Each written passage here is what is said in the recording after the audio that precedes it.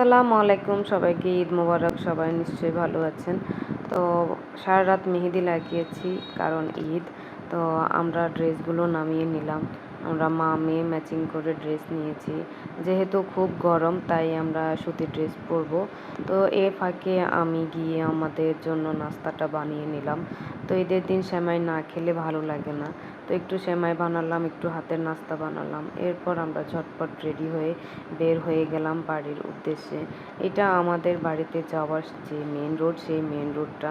এরপর আমরা সিএনজিতে উঠে আমরা মেন রোড পার হয়ে এখন গ্রামের যে রাস্তা, সেই রাস্তা দিয়ে আমরা নেমে গেলাম। তো একটু পরেই তো আমরা বাড়িতে পৌঁছাবো। আসলে ঈদের আনন্দটা মানে একটু অন্যরকম। তো বাড়িতে ঈদ করলে অনেক ভালো লাগে। তো এখান দিয়ে একটু রাস্তাটা নষ্ট হয়ে গেছে, তার জন্য একটু ঝাঁকুনি খেতে হয়েছে। তো যাই হোক, আর কোনো সমস্যা নেই রাস্তায় আপাতত। ফুল রাস্তাটাই ফ্রেশ। তো এরপর আমি আমার গ্রামটা একটু ভালো করে দেখছিলাম। আসলে অনেক সুন্দর আমাদের গ্রামটা। তো আপনারা হয়তো দেখলে বুঝবেন, মানে আমাদের এই গ্রামের দৃশ্যটা অনেক সুন্দর। তো আমরা অনেক কাছাকাছি চলে এসেছি।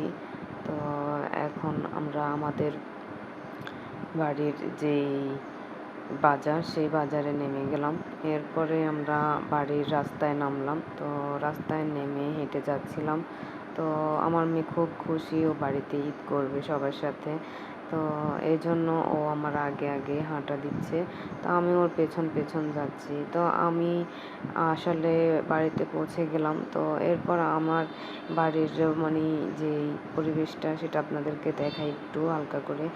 এইটা হচ্ছে আমার বাগান, আর এই হচ্ছে আমার ঘর। তো দুপুর হয়ে গেছে আস্তে আস্তে, তাই আমার মেয়ে নামাজটা পড়তেছে, কারণ ও দেখে যে ওর দাদু এরকম বসে বসে নামাজ পড়ে। তো সবাই দোয়া করবেন আমার মেয়ের জন্য। আল্লাহ হাফেজ।